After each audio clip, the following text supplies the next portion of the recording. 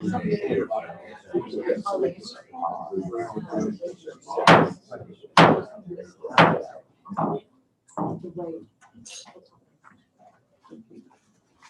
colleagues and commissioners, good morning and thank you for being here.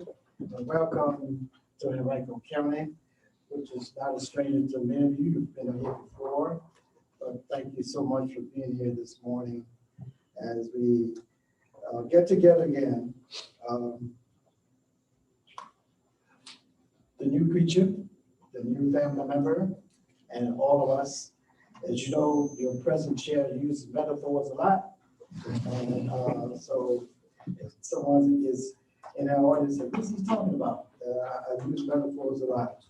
Well, again, thank you for being here. You know, I'm just thinking about something. We haven't had this group together in a while, so I think I want to use the prerogative and share. And let's go around the table.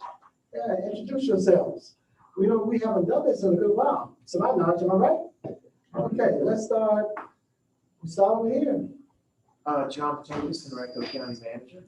My name is Jason Powell. I'm with Virginia Senate Finance and Appropriations Committee. Chip Casey, Chesterfield County, County Administrator. Shane Mann, VDOT District Engineer. Carlos Brown, CTV member. Niels Bernard, Gibson County Supervisor. Nicole Mueller, Plan RBA. Eric Gregory, Hefty Wiley and Gore, Legal Counsel. Frank Thornton, Henrico County, and also CVTA Chair. Kevin Carroll, Chesterfield County Board of Supervisors, Patoka District, and Vice Chair. Lamar Stoney, Mayor of the City of Richmond. Patricia Page, Newton County Board of Supervisors, District 3, the best district in Newton County. John Hodges, Town of Ashland, Councilman. Canova Peterson, Supervisor with Hanover County. Julie Tim, CEO of GRTC Transit System. David Williams, Supervisor, Powhatan County. Adrian Torres, Chief Development Officer, GRTC. Diane Pascal, Plan RBA. Martha Heater, Plan RBA. Do we miss anyone? What about us? Okay. Staff people. Ned Smithers, Powhatan County Administrator. Stevie Adam, Henrico County Manager's Office. Brian Tabbs, Director of Transportation, Chesterfield County. Okay. All right. Yeah, another one getting up over Okay. Anyone else? Okay. All right. Again, thank you again for being here this morning. As you know, COVID came in and did its thing, and we all have been very resilient and adjusting to that. At this time, let us stand if you can and do the pledge of allegiance. Mr. Chair, before you do that, you do have some people that are on via Zoom. I am all. Yep. Please. Let it be from the head and not the heart. Okay, those persons who are with us virtually, please introduce yourselves. Well, I will start. This is Senator Jennifer McClellan of the 9th Senate District. I apologize. I'm not in a position to turn my camera on. I am traveling, but I'm listening intently. Good morning, Delegate Dolores McQuinn, representing the 70th House District. Good morning, Jennifer Mitchell, Director of the Department of Rail and Public Transportation. Sorry, I can't be there this morning. Wait, have we Chairperson's That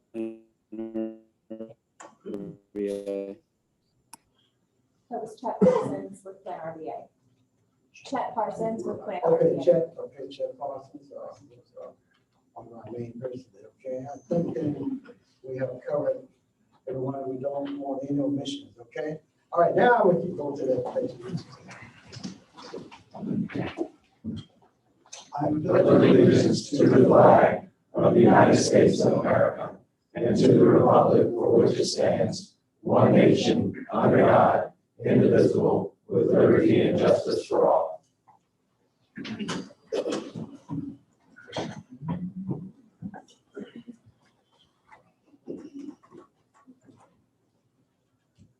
Okay, I think we already have a statement about regarding virtual meetings. We don't normally do that.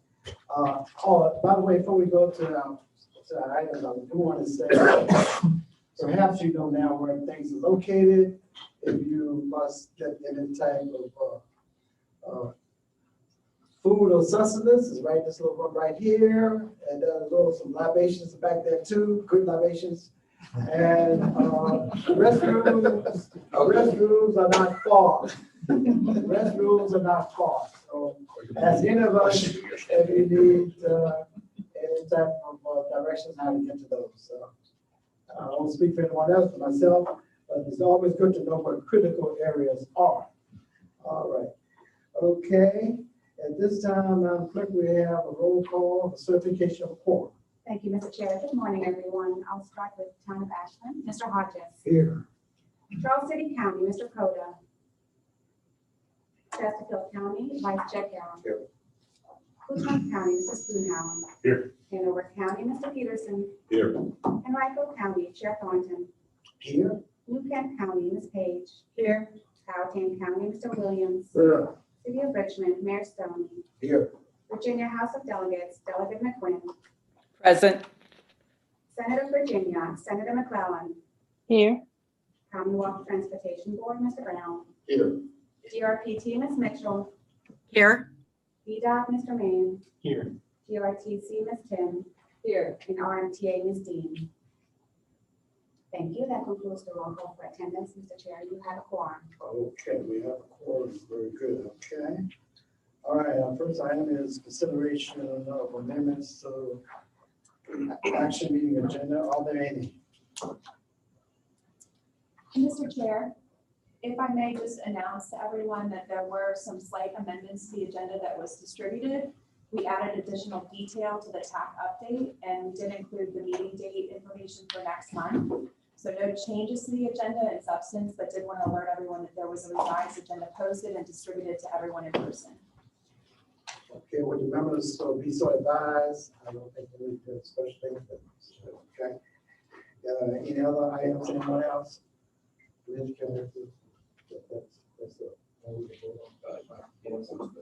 Okay, let's have a voice from that. All those in favor, vote aye. Aye. Aye. Any nays? Any abstentions? Okay. All right. Okay, now we go to item A2, approval of May the 28th, 2021. These are action meeting minutes, and we need to have these approved. Motion to approve, Mr. Chairman. Second. Motion has been made and properly second. Any questions, anyone? Okay. We do it by voice vote. All those in favor vote aye. Aye. Opposed? And abstentions? Okay, and the minutes have been adopted. Okay.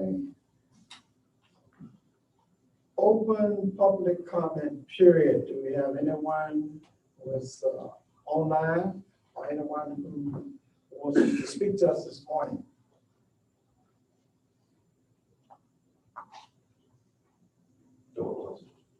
Okay, we don't have anyone. All right, so we'll close that portion of the meeting then. And let me say this about this portion. Since I've been around, some person have heard me refer to this. And I would hope that what I'm trying to do is get more people involved in meetings who aren't normally involved. And I hope that many of you will see the need to do this, to try to urge our citizens to try to get to meetings like this, at least find out what's going on in these proceedings. Because I'm sure you feel, as most of us, that a well-informed citizen is the best type of citizen we can have. They make the best decisions. So I wanted to mention that. Okay, now we come to the chairman's report. I don't usually have that much to say. Let's change it just a little bit this morning. During this foundational period of the CVTA, we should strive to educate ourselves and each other on how to make this body the best it can be.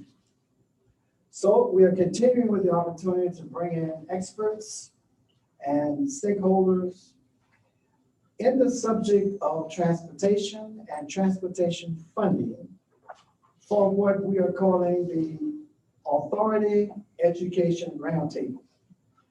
We had the pleasure of Ms. Monica Backman, Executive Director of Northern Virginia Transportation Authority, and Mr. Kevin Page, Executive Director of the Hampton Roads Transportation Accountability Commission, educate us a few weeks ago about our two sister transportation authorities in the Commonwealth. That was at our April meeting. This morning, we are fortunate to have two more presentations from transportation experts in the Commonwealth. First, we will have a presentation from Ms. Kat Anthony, the Executive Director of the Virginia Capital Trail Foundation. Ms. Anthony is here today to share with us about the Capital Trail and the support her foundation provides for this wonderful asset to the Central Virginia region and state of Virginia. So at this time, we will have that presentation by Ms. Anthony. And for those of you who are in attendance, you know that the CVTA is embarked on the project here. So listening to this presentation, hopefully will give us some other creative ideas on what we are embarking on having to do the fall line. Ms. Anthony, welcome. Good morning. Hope everyone's doing great this morning. And so I have the pleasure of speaking about one of the best things that I think in the region is the Capital Trail. And so, thank you so much for having me. And so my presentation is going to be an overview of what the Capital Trail is, how it's impacted our region, and how it's an awesome asset. So next slide, please. That's all right. So the Capital Trail, if you haven't been on it, first off, I'd love to take all of y'all out there, go for a walk, a run, a bike ride. If you like rollerblading, that's also a big thing as well. People love using our awesome Capital Trail. If you don't know, it's a 51.7 mile trail. It goes from the city of Richmond all the way to James City County. So the city of Richmond has around 2 miles of trail, Henrico around 16 to 17 miles of trail, and then Charles City County has about 27 miles of trail. And then of course, James City County has about 7 miles of trail. And the really cool thing about this trail is that it's off the road. It is protected. It is, so people can utilize it. I mean, everyone from six-year-old kids who've done the entire trail once, to people with disabilities, to people who just want to get 10 miles in. So it's an awesome asset in our jurisdiction. It's a paved, multi-use trail, 1.2 million trail counts. So we have trail counters along the Capital Trail, and it's in 2020, which was a 42% increase for our trail. Took about 20 years to get built from the feasibility study to now. I'm hoping the Fall Line Trail will be a little quicker, if I don't mind saying it. So that is our Capital Trail. It's an awesome asset for our region. Next slide. So just so you can see a little bit about, if you go back one more, it's all right, no worries. You can see everyone uses the Capital Trail, all different people, young, older, we've got rollerbladers, runners, walkers, lots of different people utilize our trail. And then if you can see, so this is a map of the trail. And so you can see there's tons of businesses along the trail. We start in Richmond, you can see on the top left, we've got Great Chiplock Park, we've got Rockets Landing, we've got Comp Republic. Then as you keep going into Varina, we've got awesome like 7-Eleven, lots of different businesses. And then we go to Charles City County, kind of in the middle. A lot of people park at the courthouse and go to Cull's Courthouse Grill. And then as you keep going, it goes all the way to the Jamestown settlement. So right now we have a linear trail, and my hope is one day there'll be a regional trail network so that you can go north, south, east, west, maybe bike to the beach, bike back. And so that'd be something to see. So one of the things I get a lot of questions on is how is the trail maintained or managed? And so it's not too, if you go back to that past slide, it is the first City of Richmond portion that is maintained by DPW, Parks, and then the Charles City County Henrico section that is maintained by the VDOT Richmond District, and then the James City County portion That is maintained by the Williamsburg District. And there's actually an MOU with VDOT and James City County. James City County does the mowing and leaf and debris, and then VDOT does the paving and repair work. And then the trailheads are maintained by parks and different jurisdictions. And so Virginia Capital Trail Foundation is kind of the stakeholder to deal with many of the stakeholders involved and manage the trail. It's never a dull day. There's never a dull day on the trail. We have feedback from cyclists, jurisdictions. It's a really exciting thing to manage the Capital Trail. Just this past weekend, we had a triathlon on the trail. Probably around 2,000 people from all around came to enjoy the trail. We had our Cap to Cap bike ride about a couple weeks ago, and then we had about 1,500 people come to that, about 40% from out of town. On a busy weekend, there are thousands of people out on our trail enjoying it, traveling from throughout the state, throughout the US, and actually throughout the world. So many people will fly in to experience our trail. Yes. So this is what we do. It's our mission. We want to enhance, make sure the Capital Trail stays excellent, but then we also want to see more trails built throughout the Commonwealth. And so we are the unified voice of the trail. We do lots of programs also, our Adopt a Trail program, cleanups, our Trail Ambassador program, people out there, volunteers, making sure the trail stays excellent. We also put on events like our Cap to Cap bike ride, our run, and then our Cap Trail Challenge. We also help install amenities, so benches, rain shelters, and kind of that public-private partnership with VDOT. We love working with VDOT. They really do maintain the trail at an excellent level. And so we work really well together on that. We also, trail advocacy is super important. So we want to make sure there's more connector trails to schools, communities. We also promote the trail and market it. And then of course, economic development. We've got some awesome stories of Culls Courthouse Grill. Once the trail was fully built, their business went up 300%.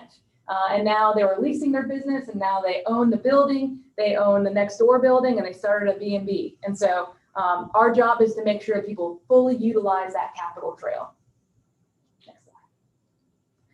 And just, I wanted to show some of the things that we're up to, some of the stats of what we do. So the big thing I think is pretty key is that 1.2 million trail counts, our highest we've ever had in the past 5 years. I only see that growing. Many people have said, specifically during this pandemic, I went biking for the first time on the trail. I bought a bike because I needed to stay active. I bought a house because I wanted to be near the Capital Trail. Those things are happening, and we see it all the time. So people are utilizing it, they want to be near it, and it's a great asset. So this is an economic impact study that we did 2018-19 fiscal year. So you can see about $8.9 million were generated. And I think it's really important to understand it didn't just affect the jurisdictions that are on the trail, it affects the entire region. So for example, I know many people stay in Charles City County when they're visiting the Capital Trail, but some stay in Hopewell because that's about a 20-minute drive. And you can also see the big numbers there, 3.7% increase in property values that are near the trail. So trails mean business, trails mean economic impact. And I think that's really important to see. Yeah. So any comments or questions? And of course, my invite is still there if you want to go on the Capital Trail with me sometime. And colleagues, while you maybe compose your questions, I did use in my introduction, I used the word experts and stakeholders. So that means that you need to know something about the background of these people speaking before you. Let me just share this with you. Because Anthony has been executive director of the Virginia Capital Trail Foundation since October of 2017. She's from Richmond and has loved seeing the transformation of Central Virginia over the years. She graduated from Virginia Commonwealth University and has over 13 years of nonprofit and outdoor recreation experience. She has worked in Richmond-based nonprofits like Blue Sky Fund, leading outdoor recreation programs for urban youth, and Sportable, a Paralympic sports club working with people with disabilities who play sports. She's excited to be the executive director of the Virginia Capital Trail Foundation. And we thank you so much for being here. Questions that you may have for Ms. Hammond, anyone? I was going to say, Mr. Chairman, that due to some acquisitions that have been made in the city of Richmond, we're going to see some enhancements to the Capitol Trail as well that take it off-road and as most of the trail is and keeps people safe. And so we're looking for those enhancements and thankful for all the partners who made it happen. Thank you. Thank you. We're excited as well. Mr. Chair. Yes. Yes, McQuinn. Martha, thank you, and thank you for the presentation. And we've heard a lot of great, exciting things, references to the great opportunity that the trail provides. What are the challenges? When we revisit this, and I know there's some discussions about developing other trails in the Commonwealth, what do you see as some of the greater challenges in terms of the trail? Thank you. Yeah, so one of the things that is a challenge is there are a lot of stakeholders involved. I think the businesses along the trail, the people who maintain the trail. I mean, it is a lot of partnership and wrangling at times. And so I would say that can be a little bit of a challenge. So one lesson learned is that if you can simplify maintaining the trail and making sure that it's consistent along the trail, I think that's going to be really important. And so that's been a challenge, of course. And then, small things come up, like we sometimes have, roof bumps and things like that with the trail that need to be maintained. And so long-term maintenance is going to be important. And so VDOT does a high level of that. And then, of course, we haven't really, I would say, we're not having capacity issues right now, but on the weekends, there's a lot of people out there. And so I've talked to some of our partners or athletes on the trail, and they say they avoid the weekends because it's so busy. So I would recommend the wider the trail, the better, specifically if it's in a busy area. You don't want to go back and have to make it wider later. So that would be something I would recommend. And then, of course, shade, water, and bathrooms are something that we always get requests on. And so making sure those things are implemented early in the process as well. So those would be a couple things that I could think of as challenges. But overall, it's fun to work for the trail, and people are very happy to explore it. Mr. Chair, a follow-up question. Martha, how I guess in terms of the walkers and bikers intersect, how are they coexisting on the trail? Yeah, so the way the Capitol Trail works is walkers and runners stay to the right, and then of course cyclists pass on the left. And so we do have trail etiquette, which is really important. That's part of our job, is to make sure people are, how do I say it, nice on the trail and pass people in a respectful way. We just installed 5 to 7 trail signs on the trail with more rules to encourage that. One way also, as you think about the Fall Line Trail, is designing potentially a section for walkers and runners on one side and cyclists on another. But that is something we do deal with, and we do our best to promote trail etiquette and making sure people are aware of being safe on the trail. And our trail ambassadors are out there as well, encouraging people to be safe out there.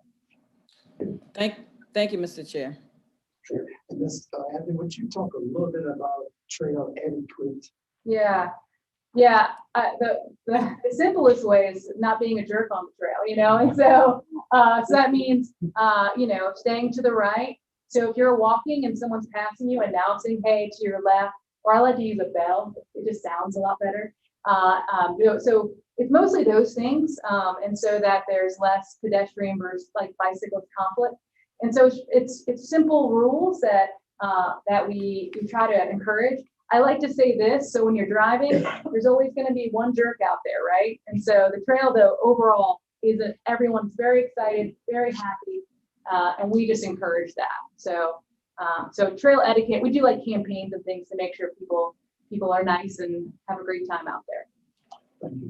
Mr. Chair, can I say this? I'm on the trail a lot, And you definitely have some jerks out there, but I said it. That is one area that I think as we go and continue to develop trails across the Commonwealth, that is something that we definitely need to have some greater discussion about. How do we, again, allow everyone to sort of coexist, on the trail? Thank you. Thank you, Dr. McGuinn. Mr. Brown. Mr. Anthony, can you talk a little bit about how the foundation is funded or supported? Yeah, good question. So we have a public-private partnership, and so my job is fundraising. And so we do events, donations, things like that. We also fund amenities on the trail, and so grants, donations, events, and so that's how we are funded. And so we have a board of directors, we're a nonprofit, and so we are a 501c3. And so that's kind of how we are funded. And does it exist within, is there a kind of memorandum of understanding between you and correct the relevant jurisdictions, VDOT, to facilitate that? Yeah, we have an MOU or MOA with VDOT, and so we are kind of the promotion arm, I would say, of the trail. Also, managing all the stakeholders involved, and then specifically VDOT does the maintenance of the trail. And so a lot of times we may be the first ones to hear about an issue on the trail, and we relay that information to VDOT through their portal. And then, of course, the city of Richmond also is maintained by the city. And so we also utilize working with them. And so we have an MOU with VDOT, and it works really, really well. And this last question, you receive any public support from either any of the localities or VDOT to support your activities? We do get support from the jurisdictions along the Capitol Trail. And so we do request that since we do a valuable service of managing all the stakeholders. Mr. Carr. Do you utilize an app currently for the trail? We have a website that feels like an app, and it's a map that you can see yourself on the map.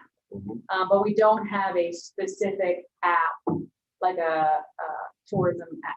The reason I say that is it's an opportunity to, one, if you had an app, to also do the tracking like you're talking about. Also be an opportunity for people to make donations that are utilizing the trail by just accessing the app while they're on there. And also, have the rules of the code of conduct to kind of prevent the jerks that delinquent is advising us exist out on the trail. And so it's a way for, I think, for more public education, even having it, maybe even perhaps we have some of the signage have a QR code that someone could actually access and click on a code, and that could take them to the website or give them opportunity to load the app and then make the suggestion that, hey, while you're here, you can make a donation. Just a friendly operation. No, and I didn't even touch on the historical side of the trail as well. And I know many people have requested guided tours, like almost like you've been overseas, you walk to different places, the GPS will pop up and say, you are here. And so, yeah, an app would be a great idea for us. And on that same point that Mr. Carroll made, I wanted to know the same thing, but also my purposes would be, I want to know when the trail is busy and when the trail isn't busy. So for instance, when I go to Google Maps, I can know that Copper Public is busy right now. So I would say, I'm going to go back and look in a couple hours. You would think that maybe with the technology is advancing over the years, you could do the same thing with the Capitol Trail too. But I know it's a very, very long trail. So maybe even certain points of the trail, you would say, hey, if I get on here in Richmond, it's a little busy right now. It does it for the trailheads. I was actually looking last week at Dory Park for the Juneteenth celebration, and it said, above and beyond. What did it say? Lots of people there. It's red. I was like, okay, very busy. So it does it for the trailheads. Google does, but I agree. Yeah. Chairman, this group, as you're well aware, is considering the Bottle Line as a regional project here. And I think it's with your experience and all the experience we've had with the Capitol Trail, it'd be foolish not to build on that. And I would assume that Bottle Line and Capitol would come together. How do you see the Virginia Capital Trail Foundation tying into the following?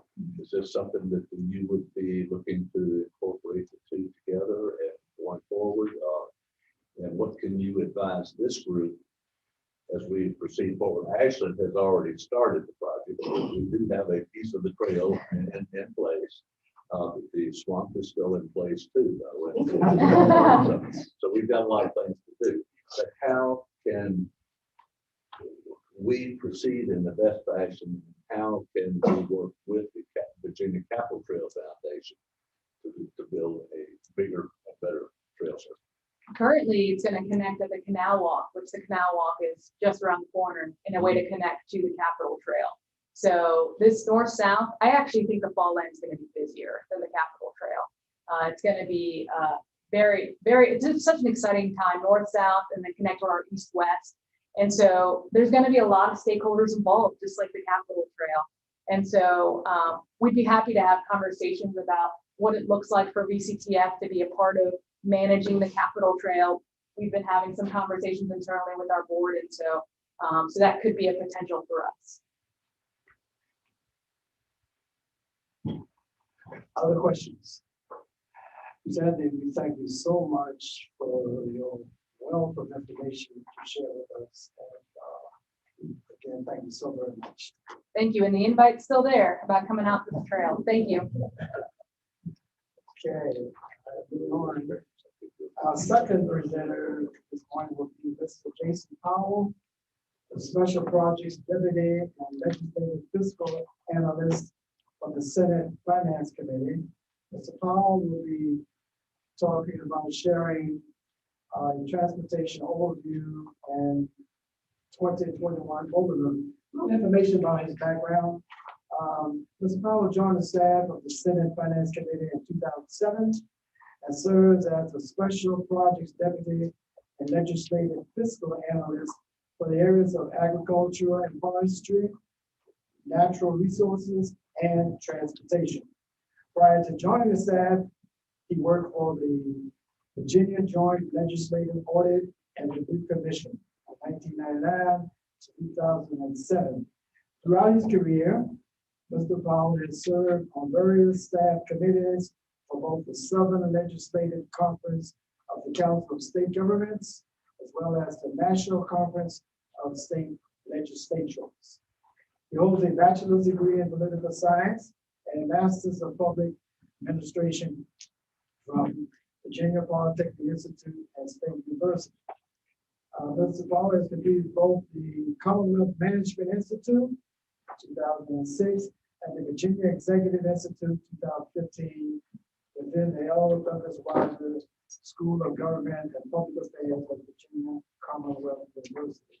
A native Virginian, in his spare time he enjoys reading, playing the guitar, and outdoor recreation, including camping with his family in Virginia's many state parks. Mr. Powell, welcome. Thank you, Mr. Chairman. I appreciate the warm introduction. I'll make sure to send an abbreviated version of the bio. It is my sincere pleasure to be with you all today as part of the Authorities Education Roundtable. Hopefully my remarks will complement what you've already heard from Monica Backman and Kevin Page. And I specifically appreciate the opportunity to follow Cat Andrews. As the 2021 General Assembly provided the largest one-time investment in multi-use trail funding, $10 million for one-time investments, and sort of the approach to the state management of multi-use trails is evolving, with a stakeholder work group at the state level being put together to establish a planning framework for addressing multi-use trails across the continent. It was only a small part of what happened in 2021, but in order to adequately describe what happened in 2021, I need to briefly walk you through what happened in 2020. This presentation was originally delivered to the Senate at its annual meeting in November of 2020, so the financial information is going to be 7 months out of date. I will skip through that portion relatively expeditiously. However, the underlying presentation on the structure of transportation funding formula background information is still very much current, and the ongoing JLARC study, which is taking place this year, should hope to inform outcomes in the 2022 jobs. Next slide, please. Virginia's 7 multimodal transportation agencies are responsible for developing and maintaining highways, seaports, airports, and ensuring the efficient delivery of people, goods, assisting in the development and delivery of mobility options, ensuring the safety of drivers, and collecting revenues from taxes, licenses, and registrations to fund those operations. In addition, direct and indirect employment in the transportation sector totals around 500,000 jobs. Included within the approximately $10 billion appropriated for transportation programs in fiscal year 21 are revenues from dedicated state and federal taxes, funding from driver's license and vehicle registration fees, terminal revenues generated from business activities in the Port of Virginia, concession payments from vendors, and the regional transportation revenues that are appropriated at VDOT for distribution to the regional authorities. The purpose of that is because those are state levied taxes, they have to pass through the budget and be remitted to the regional entities. Next slide, please. In the next 15 minutes, I will recap the transformational funding and policy changes adopted during the 2020 session, provide a brief overview of the evolution of regional transportation funding programs, and discuss the impact of COVID-19 on transportation revenues. However, I think that there are 3 underlying principles here, right? The needs are always many, the resources always few. Prioritization is painful, and teamwork makes the dream. And essentially that informs transportation funding policy at the state level. Next slide, please. And keep going. During its 2020 session, the Virginia General Assembly enacted 3 separate pieces of legislation that together provide for a comprehensive statewide and regional funding program that was forecast to generate approximately $1.2 billion in new revenues over the fiscal year 21-22 budget. Senator Saslaw and Speaker Fillercorn paid for the governor's omnibus transportation bill, which revised the composition of increased available revenues for transportation programs. This was accomplished primarily through increasing motor fuels taxes while providing some offsetting reductions in vehicle registration fees. In Northern Virginia, slight adjustments to the grantors and transient occupancy taxes were intended to supplement existing dedicated regional transportation revenues. Senator Lucas's SB 1038 provided additional dedicated funding for transit programs in Hampton Roads through the imposition of new regional grantors and transient occupancy taxes, and similar to those in Northern Virginia, in addition to providing dedicated funding from statewide recordation taxes to support the Hampton Roads Regional Transit. Finally, Delegate McQuinn's House Bill 1541 established the Central Virginia Transportation Authority, and that was assumed at the time to provide around $350 million in revenues over the biennium from regional sales and gas taxes. Hopefully those forecasts are holding up. As illustrated in the table here, I would like to note that more than half of the funds that were new funds adopted by the 2020 General Assembly were intended for regional or dedicated transportation programs, and only about $500 million of that funding was for generally distribution through statewide formula. Next slide. The omnibus funding legislation established dynamic revenues by indexing all state and regional fuels taxes to the consumer price index, standardized motor fuels taxes for both statewide and regional transportation programs, including those areas of the state that were not previously imposed for regional transportation. Increased the motor fuels tax by $0.10 over 2 years. So on July 1st of this year, when the second nickel goes into effect, the statewide gas tax for state and locals would be 33.8 cents per gallon. That uniformity of taxation makes administration easier, and it provides additional funding to the regions that have authorities for control by the boards. And for the I-81 corridor, they're controlled by the I-81 corridor board. And then if the gas tax was imposed in a jurisdiction that does not have a regional authority, those funds, that is segregated to a specific construction account within the transportation district accounts for each of those jurisdictions. Additionally, the General Assembly established a new highway use fee for highly fuel efficient vehicles that is designed to capture road use charges based on a vehicle's fuel efficiency. I'll discuss that briefly in a bit. We reduced most passenger vehicle registration fees by $10, eliminated the $5 walk-in fee for D&V services, and authorized $2 billion in transportation debt instruments backed by dedicated revenues. Specifically, it was $1 billion for I-81 corridor improvements and $1 billion for passenger rail capacity improvements across the continent. Next slide. I will not dwell briefly, but gas prices did not appear to be affected by gas taxes. The pre-post test analysis in March of 2020 compared to November of 2020 showed that Virginia's average gas price was $2.06 a gallon, with effective state tax rate of 22 cents a gallon. And yes, this was informed by the pandemic, but in November of 2020, Virginia's gas price had actually dipped to 202 while the gas tax had increased. Point of comparison is North Carolina. At the same time, their wholesale or their average gas price per gallon dropped from 207 to 194, while the gas tax remained steady at 36.3 cents. Next slide. Legislative changes adopted in 2020 unified and simplified Virginia's dedicated transportation funding sources. Changes to the revenue sources adopted in 2020 provided a more balanced funding portfolio that is not overly dependent on any one revenue source. The diversification of the revenue stream has in turn helped to make the Commonwealth Transportation Fund more resilient. For example, actions taken in 2013 to increase dedicated state sales and use taxes provided stability to core programmatic operations, while funding increases to motor fuels taxes in 2020 helped mitigate the decline in sales volumes that were experienced in the first few months of the pandemic. And as you can see in the pie chart, it really is a very balanced program with roughly 30-30-30 coming from retail sales tax, motor vehicle sales tax, and motor fuels taxes. These stable state revenues are critical to providing stability to long-range transportation planning and investment decisions. The Commonwealth Transportation Fund is approximately half of annual transportation expenditures. Other major funding sources there are federal funds, local project participation revenues, and dedicated regional funds. Project participation revenues include such things as concession payments. And I would note here that over $1 billion appropriated at the VDOT budget in each year comes from those revenues, driven largely by Hampton Roads Transportation Accountability Commission's contracting with the department to provide for the construction of the Hampton Roads Bridge Tunnel. I would also note that the initial spending plan includes the reallocation of some prior year money from the revenue sharing program, which was the primary vehicle, and I know you are all aware of it, that the state used to bridge the temporary decline in transportation revenues to ensure that all contracts that were underway, maintained underway, and that all were continued during the pandemic. Next slide, please. I think that the most significant accomplishment of the 2020 General Assembly was moving from an allocation model that looked like this, with portions and fragments of pennies dedicated to portions of programs, to next slide, please, this model in which all of the funding sources are in fact unified, deposited into a formal Commonwealth Transportation Fund, and after some allocations are taken off at the top, prioritized 51% for maintenance programs and 49% for construction programs. I would note that based on VDOT CTV meeting this week, right, that still did not solve for a statewide problem that's known as crossover, because the state prioritizes maintenance first. If the maintenance and operations budget is forecast to be above the available resources, funding is transferred from the construction programs to support the maintenance operation programs. I believe this year's transfer is roughly $100 million.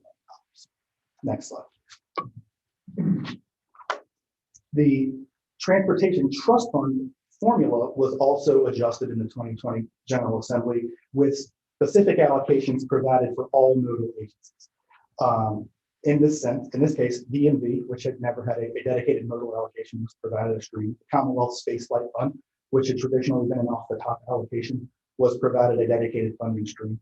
And significant new funding was provided for transit programs, specifically about a 45% increase. For the Special Structures Program, which is intended to address major capital needs at unique structures across the Commonwealth, from Hampton Roads to Bristol. These are tunnels or major bridges that have highly complex technical components and things that are very expensive to replace should it break. And certainly increased funding for maintenance was the primary goal of those actions. Next slide, please. The highway use fee is an innovative and progressive approach to attempting to capture value from highway users. It's levied at the time of your vehicle registration. And if you're an electric vehicle driver, it took the place of the existing $64 vehicle registration. The way that the highway use fee is calculated is actually, it's quite simple. You take the average fuel economy for the fleet of vehicles that are out there in the Commonwealth. DMV maintains this information. That average fuel economy right now for the vehicles Commonwealth is 23.7 miles per gallon. You take the average VMT in the Commonwealth, which is approximately 11,600 miles a year, and you calculate how much that car would pay in gas tax, which is approximately $103.76. The highway use fee is 85% of that. So the electric vehicle registration, since it's 0 miles per gallon, is $88.20. And it's scalable based on fuel economy back to any vehicle that has less than 23.7 miles a gallon, assuming that that highway use fee is being captured through the gas tax. Next slide, please. In an effort to continue to evolve that program, a mileage-based user fee pilot program was also established, which is a voluntary pilot program for drivers that would be subject to the highway use fee. It would enable those drivers to voluntarily participate in a work group to find the best mechanism for tracking the actual mileage of usage. The state did not want to impose this, so it is evolving right now. DMV has a contract out for development of the model, and it will be implemented on a voluntary basis in July of 2022. Next slide, please. The 2020 session also focused on changes to the mass transit fund by establishing a fixed component for WMATA, the largest transit provider in the Commonwealth, increasing the size of the pie overall, and establishing a transit ridership incentive program, which is designed to provide innovative incentives to increasing transit ridership by improving services and encouraging long-distance routes of regional significance, regional subsidy allocation rules, integrated fare collection technologies, and reducing the impact of fares on low-income riders, including fare reduction and fare elimination. I would note that this program, the TRIP program, was supplemented by $10.7 million in the 2021 General Assembly. Again, this is a voluntary program in which jurisdictions can elect to participate and apply to BRPT for any number of grants for any number of these innovative solutions. Finally, the 2020 General Assembly established the Virginia Passenger Rail Authority and consolidated existing rail funds to provide for a unified mechanism for managing the growth of passenger rail throughout the Commonwealth. And as I mentioned earlier, also authorized $1 billion in transportation revenue backed debt to support expansion of this program over time. Next. Turning briefly to the regional transportation program. The focus of the Commonwealth has shifted in the interstate world of construction to corridor-based programs. And as you know, since the 2007-2008 timeframe, to the regional programs. Today, almost $900 million annually is dedicated to regional transportation accounts to meet the regional mobility needs of the Commonwealth. So when I think of region, I think of things such as Northern Virginia, but also the WMATA Capital Fund is a dedicated regional account for transit, the Hampton Roads Transportation Fund, the Hampton Roads Transit Fund, the Central Virginia Fund, the I-81 Corridor Fund, and the dedicated construction district grant programs, because those things are all segregated and restricted use accounts that are not generally there to support the day-to-day operations of VDOT or DRP programs. Also, the regional funding structures were designed in a way to be stacked. So if you look at the construction district program or the I-81 corridor program, that's just an enhanced gas tax of 7.46 cents a gallon. If you get to Central Virginia, that's the gas tax and the sales tax. And when you get to Hampton Roads in Northern Virginia, it's the gas tax, the sales tax, the transient occupancy tax, and grant tax. Next slide. Each of your regional jurisdictional authorities have developed differently and over a different time. And they have compositions that are designed to meet the needs of the jurisdictions that are participating in it. For example, the Northern Virginia Transportation Commission, Potomac Rappahannock Transportation Commission, operate jointly the Virginia Railway Express and also providing transit services in jurisdictions in Northern Virginia, while the Northern Virginia Transportation Authority does programming and planning and contracting for road projects. The I-81 Commission is a legislative commission that prioritizes over $2.1 billion of programmatic project needs throughout the corridor. And down at Hampton Roads, they have a completely different set of board members with a completely different set of responsibilities. And the responsibility for transit, for example, held with the Transportation District Commission for the operations of it, while the planning is done by the NPO. So as you can see throughout the state, there is no model, but there is some similar consistency in the local elected officials on the board and the tax structure. How you all choose to operate this, they are really within your own jurisdiction. I will briefly move through COVID's impact on transportation programs, which is an expect. Right? I think we're all anxious to wait for the close of the fiscal year. Sales taxes have been through the roof. I think that we're probably going to finish this fiscal year better than we had budgeted 2 years ago before the pandemic. The General Assembly's approach to mitigating this, next slide please, was primarily to provide flexibility, to provide flexibility to VDOT to manage through the downturn by allowing for the phased implementation of the legislation and a phased implementation of new funding formula allocations, and then giving VDOT flexibility to program funding from the revenue sharing program, next slide please, in order to bridge the gap. It will be waiting for action by the CTB at one of its upcoming meetings. I know board members have raised the concern with respect to when these allocations are going to be put back on track. Certainly the General Assembly has been monitoring, aware of it. I don't know if it will be a topic for the special session or not, but it's certainly, if it is not resolved by January, something that we are continuing to monitor. The real cost impact remains unknown, but I would argue our COVID costs were primarily opportunity costs and things that we could not invest in because of the specific focus on maintaining contracts. Next slide, please. Within the transit programs, COVID-19 increased expenses while decreasing revenues, something that is known to everyone in this room. Next slide, please. And some short-term funding was provided by the CARES Act. The ARPA also provides some dedicated funding directly for transit programs. Next 2 slides. So when we get to the conclusion, this was where I left it with the Senate in November, which was to please not make major policy changes in the 2021 session because of the amount of changes that had taken place.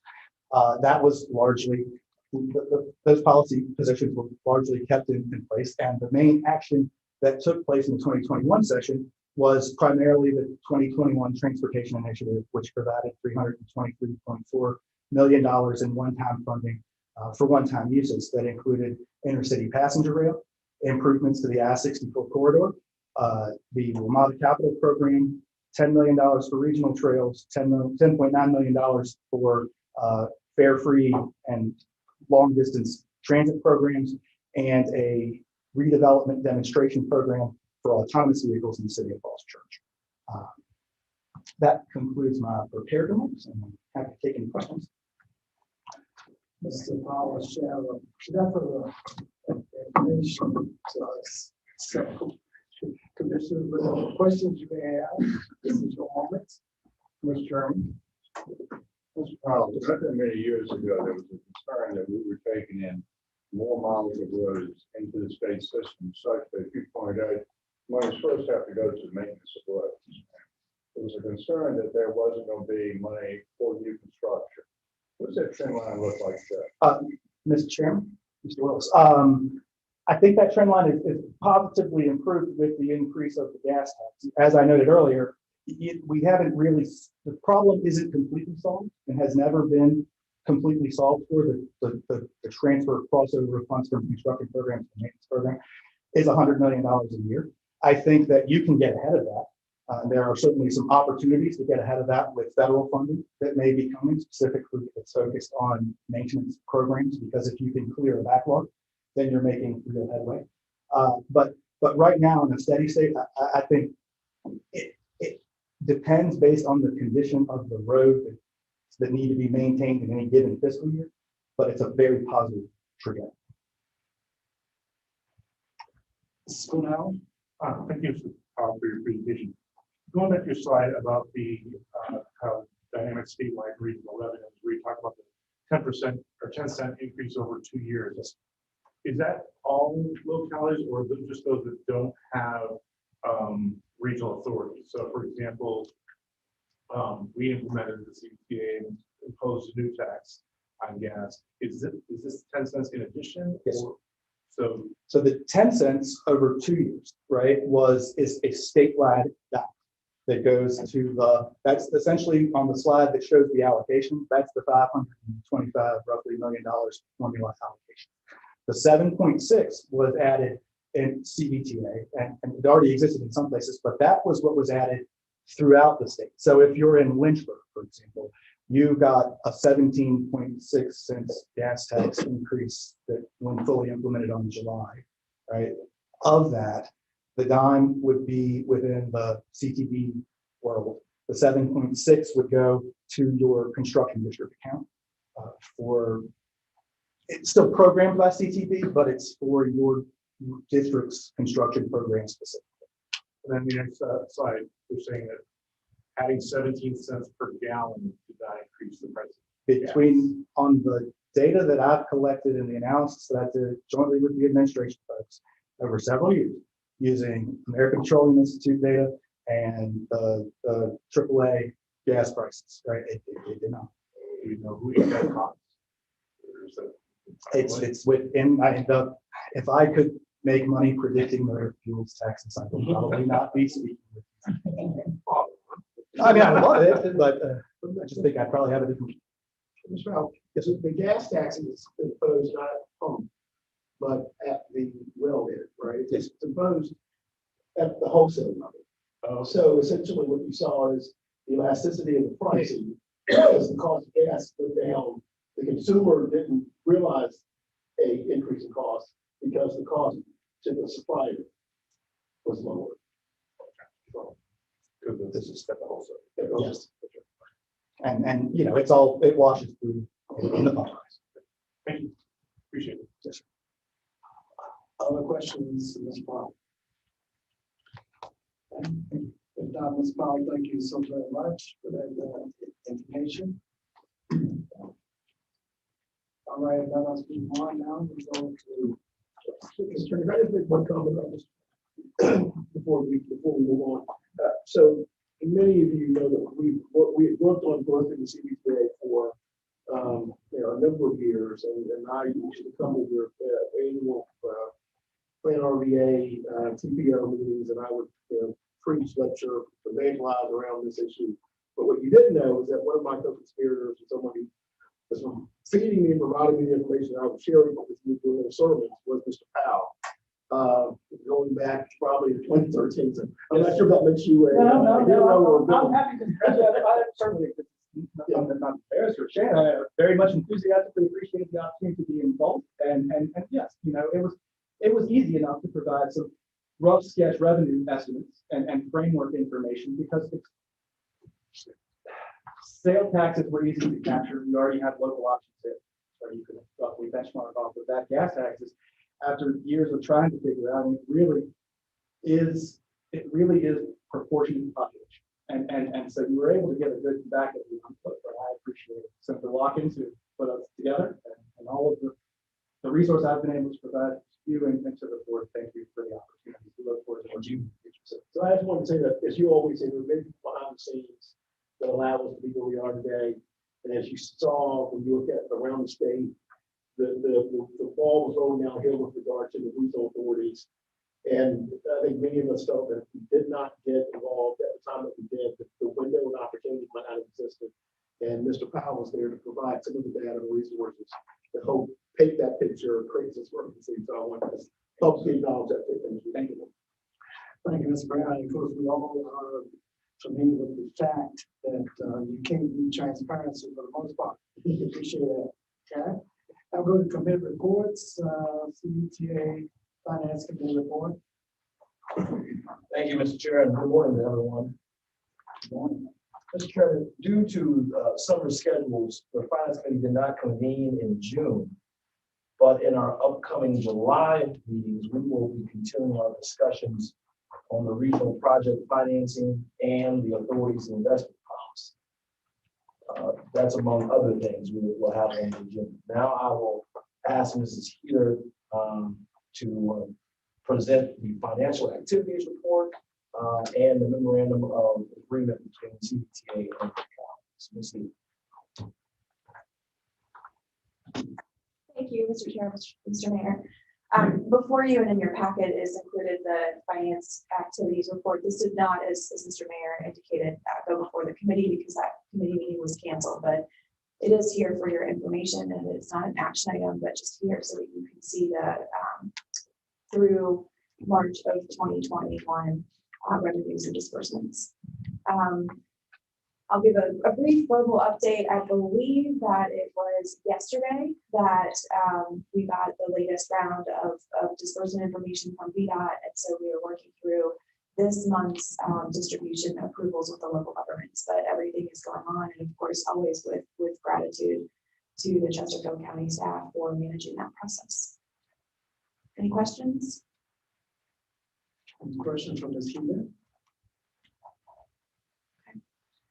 If I may, I'll just move into the next item. It's just an update for you. I believe we are over half of the jurisdictions have now approved the local MOUs that came before this board last month. And so I would hope that by the July meeting, we will be able to have that back on your agenda for formal approval subsequent to all 9 localities. So if your jurisdiction has not approved the MOU at the local level, please work with us so that we can get that schedule notification, and we will give an update. If not, bring the full set of MOUs back for authorization for the chair's signature.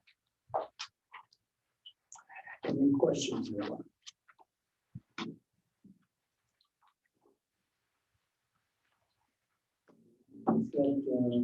Mr. Mayor, That's the conclusion of my report.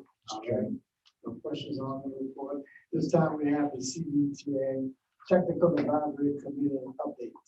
Mr. Todd, you. Thank you, Mr. Chair. Good morning, everybody. So there are 4 items I'll be covering under the Technical Advisory Committee update. 2 of them will be action items, first 2.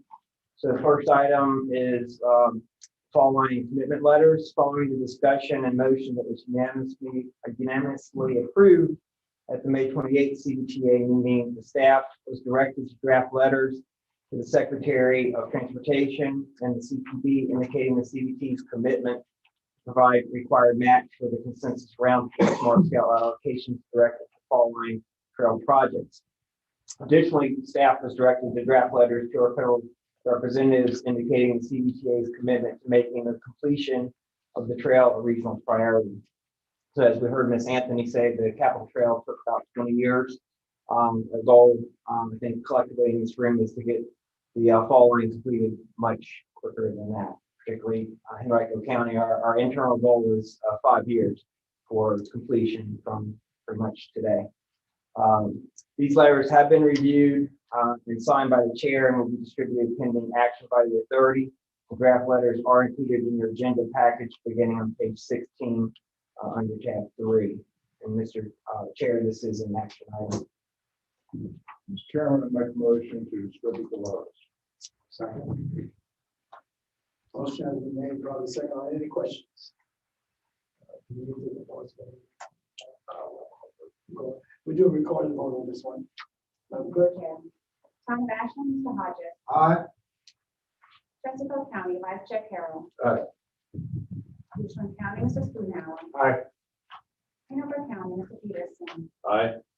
Henrico County, Chair Thornton. Aye. Newton County, Ms. Page. Aye. Hamilton County, Mr. Williams. Aye. City of Richmond, Mayor Stoney. Aye. Delegate McQuinn. Aye. Senator McClellan. Aye. And CTV, Mr. Brown. Aye.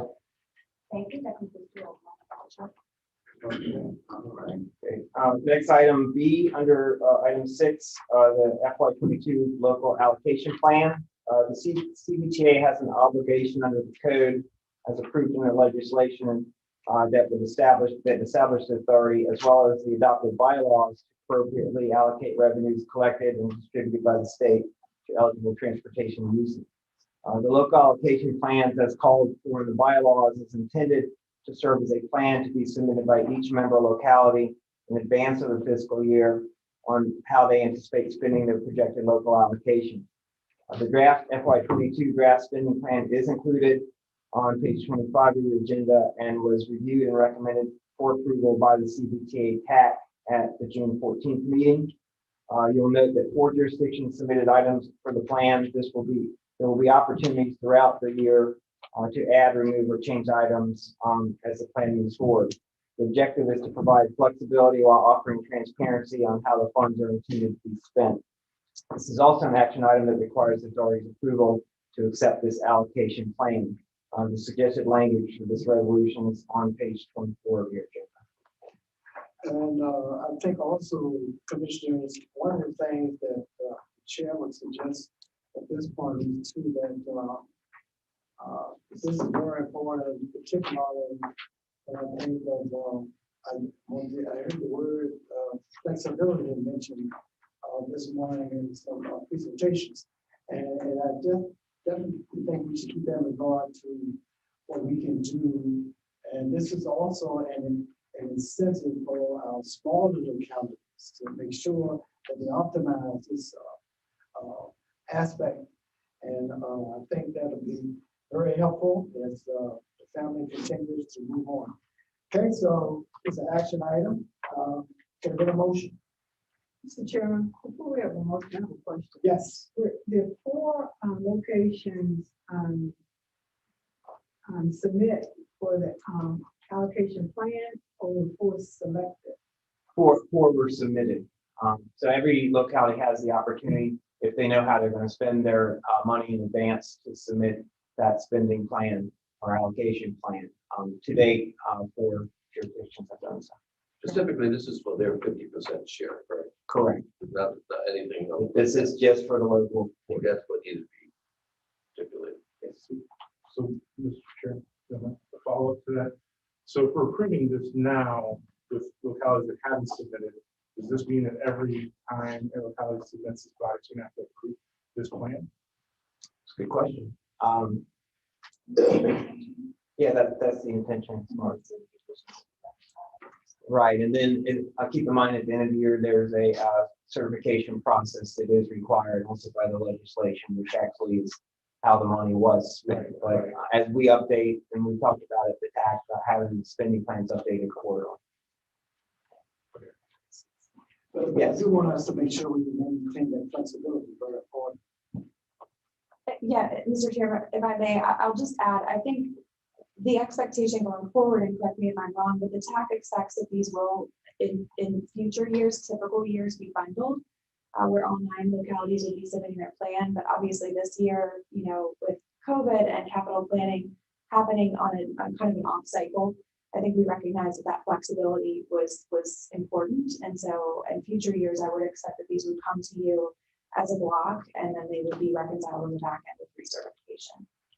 Mr. Chair, and go along with your flexibility, so one of the jurisdictions could submit their list and we could approve it, and they could come back a month later and say our priorities changed because something has happened within our jurisdiction.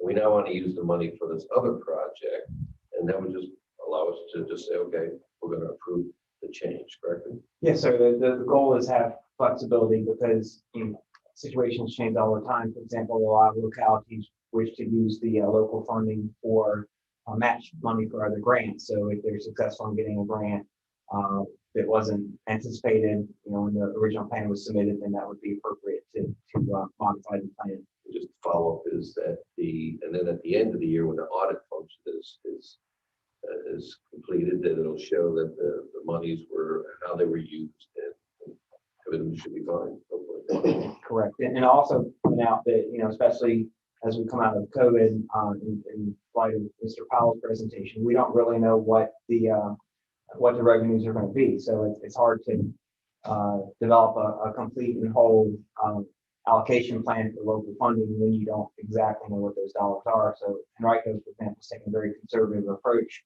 We anticipate our local revenues will actually exceed what's in the spending plan, but we'll adjust as we move through the year. Mr. Chairman. To follow up with this is a plan for spending the end of the year, we come up with the actual spend. When we come back, if there's the flexibility to change during the year, we want to leave something in Hanover County from what we had to a different project. We come back here to this board. Is that informational, or does this the board have to approve that before we make that change? We anticipate that will be informational. Well, thank you. So to, again, piggybacking on today, but a couple of Mr. Peterson said, we're not really approving these projects. The legislation doesn't call for this body to approve the local. It's an acknowledgement of the projects, not necessarily an approval. I think that's a very important distinction. Right. I think we would look at this as an acceptance of the submitted plan. Mr. Chairman, I want to make sure that I understand how the 50% works in the locality. If we wanted, for example, in housing, because we get such a small allocation, if we wanted to not have any plans to spend that money in a given year or several years going out, that we wanted that money to build so that we could better leverage it, do we have that opportunity to do that and not have to submit projects every year? Mr. Carroll, you're shaking your head on that. I believe yes. Okay.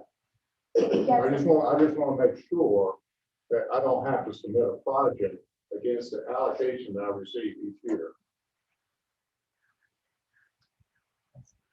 The invitation to staff has been that projects could be submitted, no projects for this year. In essence, what you just described, Mr. Williams, has been indicated as acceptable. And so we know that each of the 9 jurisdictions are in a little bit of a different place in their planning and determination of this. And as Mr. Ure said, you know, with this being a new effort, the revenue forecasts are still fluid. So no plan is appropriate for jurisdictions if that's their prerogative. A set of plans, conservative, is also fine. And as Mr. Spoonhour pointed out, this really is an acceptance process, and it establishes that baseline so that when certification, which is an obligation of the authority, comes around at the end of the year, we have a point of comparison. But this is not an invitation for the authority as a body to evaluate the merits of the local spending plans.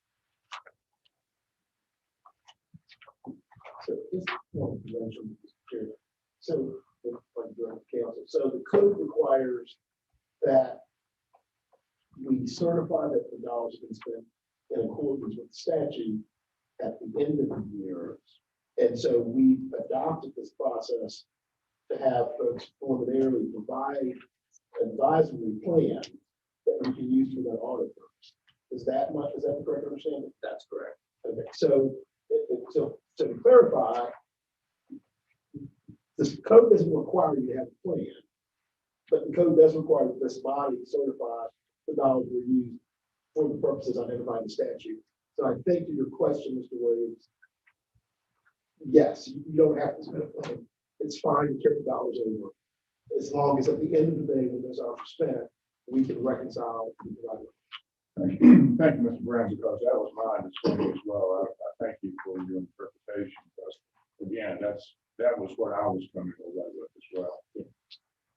And to Mr. Brown's point, the bylaws really are what drives this allocation plan, and language in it refers that the document has to be reviewed by TAC. So basically, it's a kind of a check and balance as the process begins for each year. Other questions to Mr. I think we're asking for. This is an action item, so. Motion to approve. And a second. Motion to approve, Mr. Chairman. Second. Motion has been moved, about the second. Roll call vote.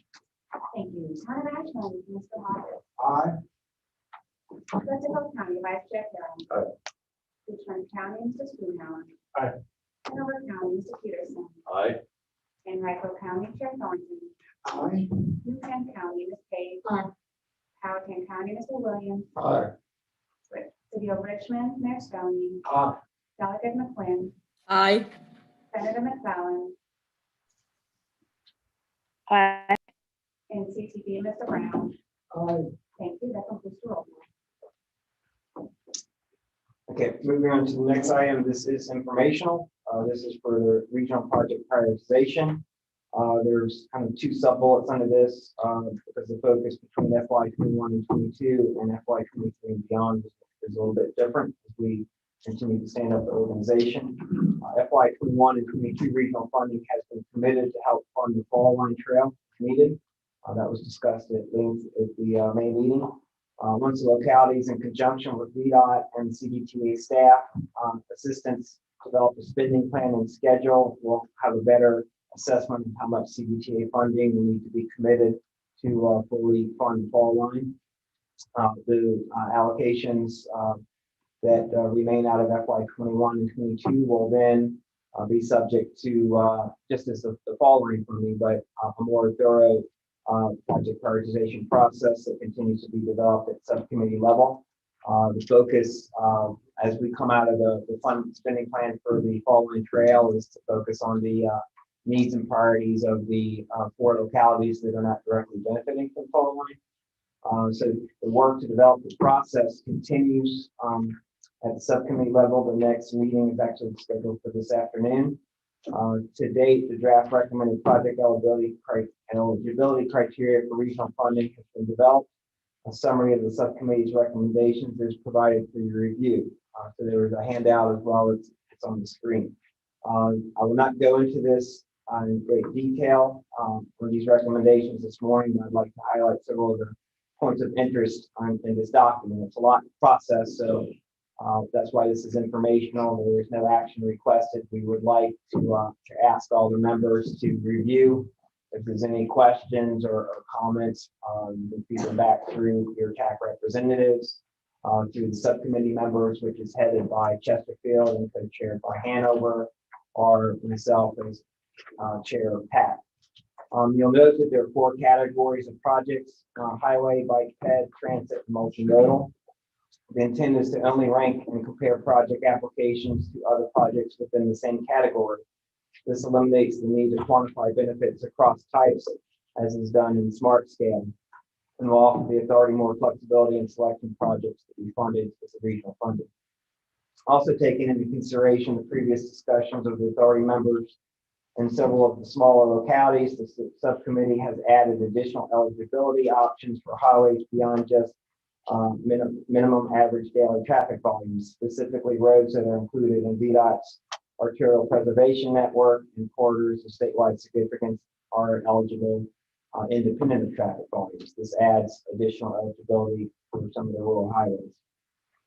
The goal is to ensure that every member locality has the opportunity to successfully compete for projects that are a priority for them and that can be supported at least in part by regional funds. The subcommittee is scheduled to meet again this afternoon. The current efforts are focused on testing a sample of sets of projects across each of these categories using regional modeling.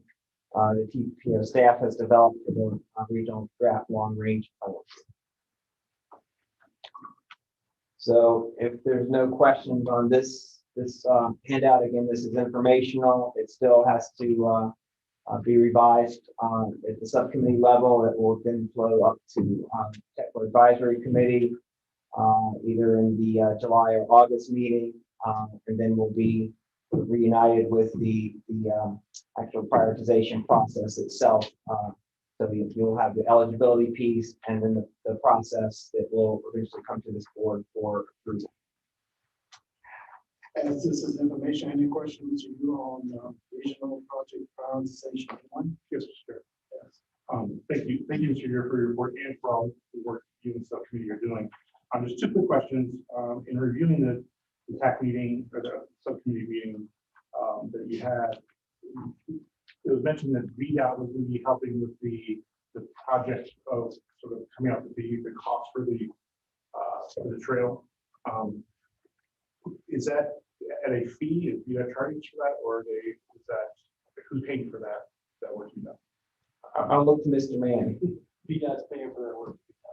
Perfect. That's a great answer. Sounded right. The dime that you're asking about.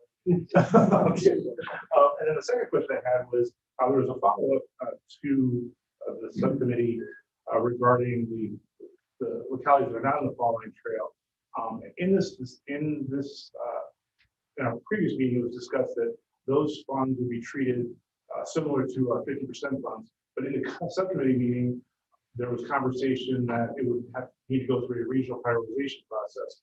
So I would just like to understand which path we may be going on if you're not thinking of. I think the short answer to that is both. We're required by code to follow a process that is considers cost benefit and is an objective process. So that is a requirement of code. So every project will have to go through that process. Now, out of these four categories of projects, highway, bike ped, multimodal, and transit, they will be a ranked list of projects that comes back to the authority to decide on what the priority for funding is. So it is at the discretion of the authority. If there's, let's say there's 10 projects under highway, and the authority decides that based on the cost benefit analysis, that shows a project as the highest priority, it may be the authority's discretion to fund the project further down that category, just as done at the CTB. I see Mr. Brown shaking his head. Even with smart scale process, that still happens. Maybe I didn't ask my question clearly. I'm speaking specifically of since the localities that are involved in following trail committed their monies to the following trail. We were told in the last meeting that the monies for this year would be coming back to localities with 50%. I believe Mr. Carroll actually clarified that. But you're saying, all right, is that your understanding? Or are you saying that what we were told last time isn't what we're doing here? Can I maybe try to help clarify? So first, to make sure we say legal, I don't think we committed anything at Sheriff's point. I think that the theory was that the general sense of the body, subject to the qualifications that you described, was that the following trail would be a high priority project for the region. Before dollars could be allocated, it would still have to go through the process.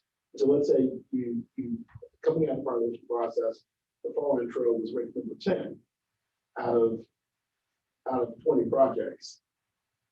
This body could decide to fund that project fully or at some level, notwithstanding that. I think the conversation, I think Mr. Williams was involved in, and yourself, others, was that, well, how do we provide some equitable treatment for the jurisdictions that are not touched by the following trail? And the general discussion and sense, although not finalized or approved, was that this body, if they were to follow that course and fund the following trail, could also prioritize allocating dollars to projects in those jurisdictions proportionately to their contribution. No, none of that's law, none of that's done, but that was the sense and the recommended approach. If I remember Mr. Carroll and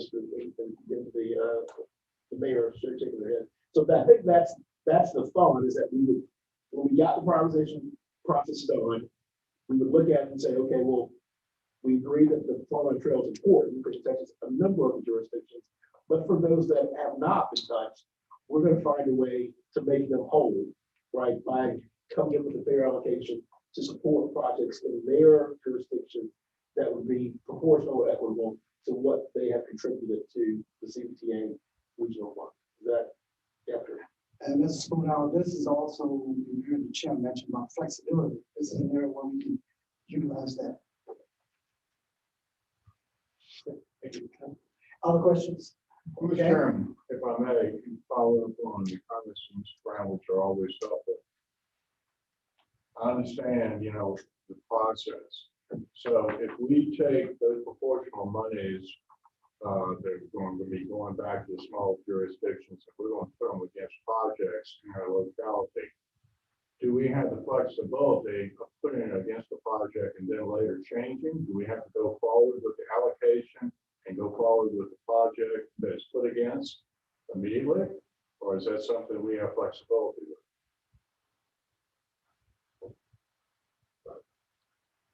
Come on, somebody. Well, I mean, the law would say once let me have Mr. Gregory.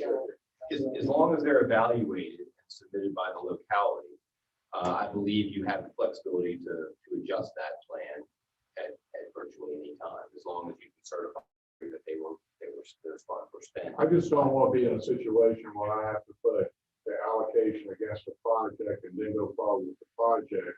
Again, going back to what I talked about, with the 50%. We might not be ready in terms of being able to leverage those dollars the way we want to.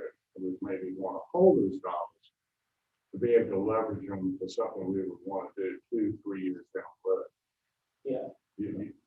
Yeah, You understand this, I would correct? suggest that, Mr. Chairman, and council can correct me, that once this body approves a funding plan for the regional fund, then those projects are locked in. So for example, if you were to, now, unlike the CTB, we don't have an obligation that we have to fully fund. Right, under the CTB, when we fund the project, we fund 100% of the project, meaning because we've had the history of putting dollars on projects that never get done. In our case, we're not bound by that requirement. So you could say, we want to do an improvement in 288 or a bridge improvement or roundabout improvement and allocate dollars to that project, even if that project may not necessarily be executed within 3 to 5 years of that allocation. I think that there's nothing that would prohibit that per the legislation. Thank you, Mr. Brown. And if I could add to what Mr. Brown said, Mr. Williams, ultimately we will, as an authority, need to develop a 5 or 6 year plan. So if there's an expectation of a project in Powhatan isn't ready to move forward either because of funding or whatever else, then that can be shown in an out year plan to show the planned allocations in those out years. I think what you're trying to accomplish is just not moving the money over to the locality, our pro rata share, because we're not following. But you want to be in conformity with the Code of Virginia and what the legislation says. Make sure that we're doing things right. So you're putting it against a project, so that we're making sure that we're doing the right things right.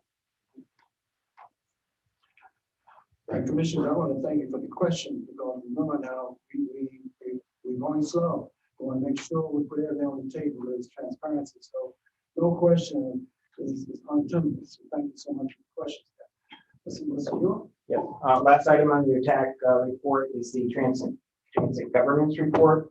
The draft transit governance plan was distributed to the subcommittee for review earlier this month. For review and comment, a number of comments were received, and the study consultant is currently working to address. The next subcommittee meeting is scheduled for July 1st, and I will defer to Martha regarding any proposed revised schedule for this report. Thank you. Mr. Chair, you may recall that the legislation called for this report to be concluded originally in December of 2020, and through correspondence from this board to the Secretary's office, that was granted. There was an extension granted to June 30th of this year. We have been in contact with the the Secretary's office and Deputy Secretary, who has indicated verbally that certainly an extension, additional time can be provided to make sure that the report is complete in a fashion that's satisfactory to the authority, and it has been indicated to us that prior to September 1st of this year, we would be able to submit and still be in compliance with the legislation. I think from the staff perspective, we understand that there are a lot of conversations happening at the leadership now on this subject, and we certainly do not want the governance report exercise and activity to impede any discussion that is underway. And so we recognize that and are working with our local government administrators to make sure that this is to the extent possible, a helpful document, that it satisfies the requirements of the code. But we do know that those discussions are happening at the leadership level, and want to make sure that we complete this activity, submit, and achieve compliance with the legislation so that those conversations can continue in a constructive manner. I know, Mr. Chairman, you might have some comments as well about where things are headed, but we're conscious of the delicacy of the issue, and we want to make sure that at the staff level, we're driving toward compliance with the legislation, but that there are many conversations underway that need to continue to happen to be able to make this work effectively for the jurisdictions involved in regional transit. Thank you, Ms. Heater. Any questions, Mr. York, for your names? Mr. Euro, I've got one very simplest question you've had so far. Do you have any additional copies of the handout? I did not have. Yes, sir. Okay.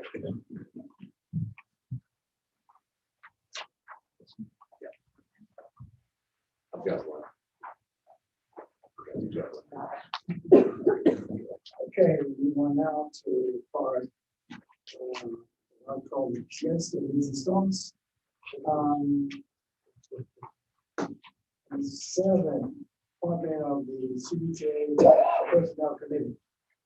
You will indulge me, colleagues. In our last meeting on the May 20th, we unanimously approved the motion made by Vice Chair Carroll to create an ad hoc personnel committee to study and report back to the full authority as to what the actual staffing needs to support this organization. The motion directed the chair to appoint members from the CVTA board to serve on that committee and charge it with a timeline to report back in conjunction with the other things that are moving forward. So this morning, I would like to report the members who have graciously agreed to serve on this very important committee. If you would be so kind to share with me on the whole other point, innovators, okay? This personnel committee will need to schedule their first meeting in July, and they will be charged with working with members of the Technical Advisory Committee and the CVTA Finance Working Group members to help assess the staffing needs and timeline from their technical and financial perspectives. They should also have conversations with both Ms. Heater, and Mr. Parsons in order to get a better understanding of the PDC and TBO's capacity and interest in continuing to provide staff support to the authority. And when the need arises, this committee will be able to utilize the regional HR roundtable to help with this effort. I believe the HR roundtable was successfully utilized in bringing Ms. Heater to her current role at the PDC. I would like to ask this personnel committee to complete their personnel needs assessment and provide recommendations to the full authority at the September meeting if possible. Now it's my pleasure to mention my colleagues who have said they will be part of this ad hoc committee. Mr. Kevin Carroll, Ms. Patricia Page, Mr. W. Canova Peterson, Mayor LeVar Stoney, and Mr. Neil Spoonhour. And the chair of this group will be Mr. Spoonhour. And so that, colleagues, is my appointment to the Personnel Committee. Are there any questions?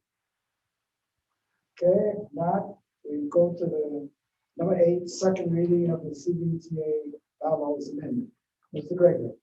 Thank you, Mr. Chairman. Mr. Chairman, members of the board, before you for your action, consideration, and recommended action today are the bylaws revisions. This is the second reading under the process for approval. If you would like, I'd like to walk you through those amendments. The chief purpose of the amendments was to provide for the inclusion of the executive director of the Port Authority as a member of the authority beginning after July 1st, once that legislation becomes effective. Delegate McQueen's legislation was approved by the General Assembly. So those provisions starting on page 1 provide for that, and then going on to the top of page 2, noting the inclusion of the CBTA executive director. Towards the bottom of page 2, the nominating committee authority, that change was approved at the last meeting. That was per a recommendation by the nominating committee itself, and the full full body approved that. I would point you to that process in the minutes on page 8 of your minutes that you approved earlier. That documents how that occurred. And just out of precaution, in case there was a question about the germaneness of that particular amendment to what was originally proposed, I suggested that just to allay any sort of questions about germaneness, that the body waive any potential requirement for germaneness, even though that's not explicit in the bylaws itself. So just to sort of neutralize any potential issues there. So you did do that at the last meeting. So that is properly before you pursuant to the bylaws amendment process today. The version of the bylaws that was in the packet but has been substituted today at the bottom of page 8. There was an amendment that had been discussed at the last meeting to page item C3 at the bottom of page 8. At the last meeting, you all discussed and decided not to move forward with that amendment. So that's been stricken from the version that was placed before you today and is on your screen. But above there in paragraph C2, again, those couple of changes there and track changes that you'll see are just to address the BPA inclusion. And that's all the changes to the bylaws that are before you for recommended action today for your second reading. With that, happy to answer any questions, but it is before you for your consideration. Yes, sir. Any questions, Mr. Gregory, on the second reading? Not, Madam Clerk, have roll call, please. There needs to be a motion, sir. Motion. All right, let's have a motion first. I'll make that motion, Mr. Chairman. Second. Motion has been properly made in second. All those in favor, aye? Aye. Roll call vote. I'm sorry. Roll call. Yes, thank you, Mr. Chair. Kind of action, Mr. Hodges. Aye. Chesterfield County Vice Chair Carroll. Aye. Richland County, Mrs. Greenhour. Aye. Hanover County, Mr. Peterson. Aye. And Riceboro County, Chair Thornton. Aye. Lucan County, Ms. Page. Aye. Allegheny County, Mr. Williams. Aye. City of Richmond, Mayor Spellman. Aye. Delegate McQuinn. Aye. Senator McClellan. Aye. And CTP, Mr. Brown. Aye. Thank you. That concludes the roll call. Okay, thank you so very much. Now we have the CVTA nominating committee update, this page. Mr. Chairman, the CVTA nominating committee brought to this body in our May section a recommendation for our task, which was for the chair and vice chair of the full body. During that meeting, it was also recommended that there would be an amendment to the bylaws to include the two positions on the finance committee, which we just passed. So with that being said, we recommended that that yourself, Mr. Thornton, would remain as chair, and Mr. Carroll would remain as vice chair. We do have a meeting scheduled on June 29th at 4 o'clock. That'll be at the Fan RVA James River Boardroom, where we will then entertain nominees for the two positions on the finance committee. And sir, on this committee, we have Mr. Peterson, Mr. Hodges, Mr. Williams, and yours truly. And at this time, if there are no questions, this completes my report. Any questions on this page?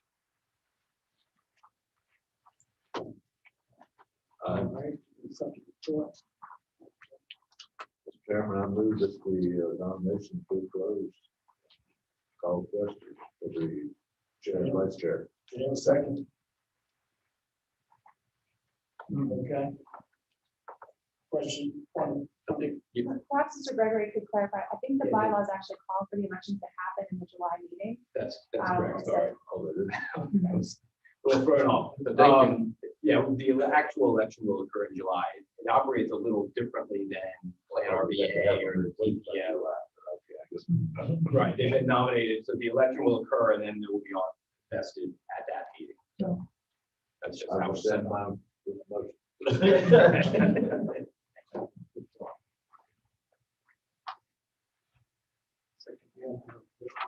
Yes, sir.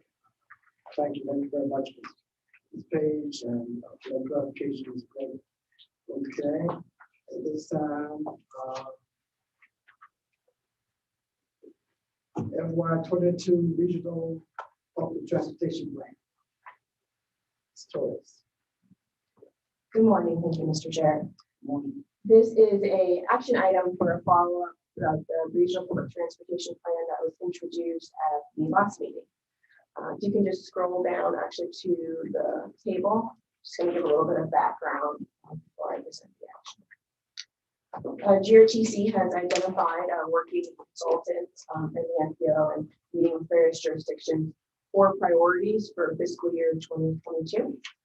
The first one is to maintain the current levels of service so they can support existing operations. And the plan about this is about $20.1 million. Capital local match, so leveraging support for this, about $700,000. Priority 3 is the FY 23 Regional Public Transportation Plan. And then 4 is to do a micro-mobility, micro-transit study over the next year. And that additionally is $200,000.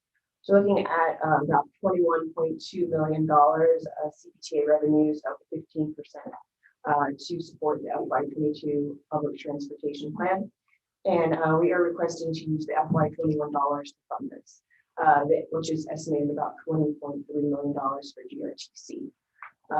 Any difference in balance of that, we are planning to use federal relief dollars. And the FY 22 dollars, which is about $28.8 million is the projection right now, those we are requesting to put in a restricted reserve. And those would go towards the FY 23 plan once we work through the FY 23, as well as the micro transit study to determine what enhancement features we want for that particular year. So with that, if there are any questions. Any questions on this Torres?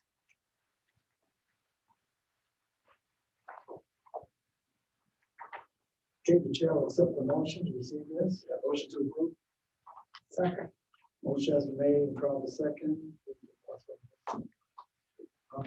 Roll call. John Ashland, Mr. Hodges. Aye. Chesterfield County, Vice Chair Carroll. Richland County, Mr. Howard. Aye. Hanover County, Mr. Peterson. Aye. Michael County, Chair Thornton. Aye. Lincoln County, Ms. Page. Allocation County, Mr. Williams. Aye. City of Richmond, Mayor Stoney. Aye. Delegate McQuinn. Aye. Senator McClellan. Aye. CTV, Mr. Brown. Aye. Thank you. That concludes the roll. Thank you, Madam Clerk. Mr. Chairman, Okay, if I might, yes. I just wanted to say thank you to this body for approving this. Adrian Torres will be moving forward with some of this micro mobility and on-demand services for the region. I would encourage anyone who is interested in participating in that. We're actively outreaching with each of your staff to have them work with Adrian and her staff so that we can really make sure that when we put the 23 plan together, we've addressed the regional needs. Thank you, Ms. Tim. Appreciate that very much. Okay, as we almost at the end, any commissioner has any comments that he or she would like to make? The schoolhouse, Just a schedule question. It's the July meeting, the 16th. Yes. Okay. Please make, please, I was going to mention that as we came to the end, okay? Normally, I think also you will receive some information about the August meeting that you want to mention something about the August meeting? Yes. You've already sent out an email. Yes, so thank you, Mr. Chair. Just on a note of schedule, apologies that you don't have your schedule yet populated. Your bylaws require that the authority actually take action in its annual meeting, which is July, to set the schedule for the upcoming year. So we have been working to put that schedule and have put that before the chair for consideration. We knew that July had a conflict with several folks, and so we worked to reschedule that according to the normal schedule. And so that is set for July 16th at 8:30 a.m. at the Plan RVA offices. At that meeting, you will have a schedule for the entire year, and following approval, we'll push that out so that it is held on your calendars. as Mr. Thornton mentioned, the August meeting, typical date, that last Friday of the month, there is a conflict with several folks, and so we are looking to have another date for that as well. And so that will be included in the proposed schedule, and that will come before you next month. I would like Mr. Gregory, if you would, to just speak to the transition that we're about to encounter. Next month's meeting will be held in person, much like today. However, there will not be, under current circumstances anyway, a virtual component offered. And so we will be transitioning as of July 1 to a fully in-person operating model. We will still continue to live stream meetings for members of the public to view, but that will not be an interactive setting. That will just be for members of the public to view and have access to the information that's discussed in the meetings. Mr. Gregory, do you want to sort of speak to that a little bit more? If I may, as we all know, we're sort of coming to the conclusion of the emergency declarations orders. So the ability under those orders to conduct meetings virtually is coming to a close. We believe if everything goes to what we plan and we expect to happen. So next month we'll be back and under normal circumstances, like it was pre-pandemic, and we'll proceed accordingly. That's the plan. Okay, this is the moment for comments from Commissioner Spooner. Yes, thank you, Mr. Chairman. I just want to take a moment, as most of you may or may not know, this is my last month as chair of Plan RVA. I was not reelected as yourself, but we follow rotation mostly. But I wanted to, this has been an amazing year for me personally and professionally, and just being able to see this organization stood up. I got to work very closely with Martha and her team and staff. I just want to take a moment. I know we are always very appreciative, but just seeing how the sausage is made, and to take a metaphor, take the lesson of a metaphor. You know, a lot of times it's like the duck on the water. They come to the meeting, they've seen like everything's just smooth as silk, but underneath they're paddling like crazy to make it happen. So they paddle like crazy, and I just appreciate everything that they've done, and thank the executive committee for recognizing that as well in our last personnel discussion. So thank you to the Plan RVA staff for everything you guys have done. Thank you, Ms. Spooner. Anyone else? Yeah. Yes. I just wanted to, I meant to make this comment earlier, and when we look at the submission of the local transportation plans, and what everyone is considering or what the jurisdictions are considering to use the money for, besides the fact that it's required by our bylaws, I think also what the Central Virginia Transportation Authority is actually a one-stop shop for the community to actually be able to go to our websites or our meetings, as an example, and see what everybody's doing in the region. And so by having those plans submitted ahead of time, it gives everybody in the community the opportunity to say, what's Powhatan got going on, or what's Chesterfield got going on. And so it doesn't mean you have to submit it at all. And certainly, I think if somebody's interested from your locality and what you're doing, they can go to your locality and say, hey, what's in your transportation plan? But I do think it's unique now that from a regional sense, people will have the opportunity to go to one site and be able to find out what's going on regionally in the area from a transportation standpoint. And I think that's a convenience thing for everybody in the community. But I also think in relation to what you said earlier today in the meeting, perhaps we should invite the media to actually come and take a look at what CVTA has grown into and what they've accomplished and what we look to accomplish for the region in the future. I think it would be a nice way to share with the community, perhaps, because we don't have a tremendous amount of people from the community actually tuning in. Maybe we'll get more participation that way. We've actually put some information out. Thank you. Anyone else? Okay, we won't meet again until July, so this gives the chair opportunity to say a few things. Number one, this for me will be a metaphorical flower moment. And first of all, I want to give metaphorical flowers to each of you as a commissioner. This we could have used maybe 15 years ago, but we didn't have it. But we have it today because of persons like yourself, and some of your predecessors and all of them. And also a young lady on the screen, I want to give credit to Douglas McQuinn, who kind of husband is always including the county managers, other managers from the counties and also from the city. Very important for us to do that. And that is to make sure that we give thanks, because that's very important. And also, did hear we coming to the end of the virtual meetings. So do keep safe, and also for 4th of July, be careful and be blessed.